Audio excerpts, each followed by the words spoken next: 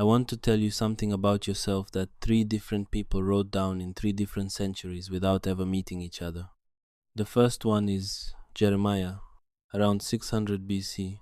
He records God saying to him, "Before I formed you in the womb, I knew you." Knew. The Hebrew is yada, and yada isn't casual knowledge. It's the word used for the deepest possible knowing, the knowing that comes from being completely present to someone, inside out. Before the womb, God already knew Jeremiah that way.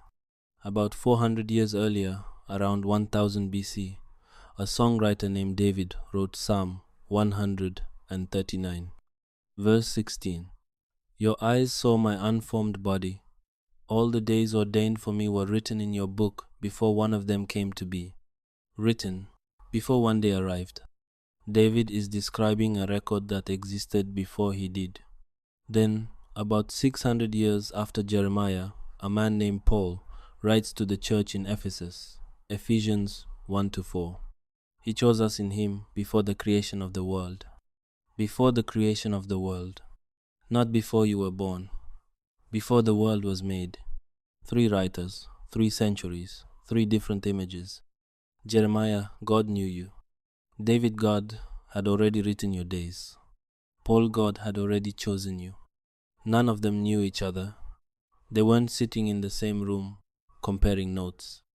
They each arrived at the same truth from a different direction. And the truth they all arrived at is this. You were not an afterthought. You were not a surprise. You were not the product of circumstances that happened to produce you. Before the universe was made, there was a conversation about you. I don't fully know what to do with that. But I know it changes the answer to the question most people are walking around asking themselves.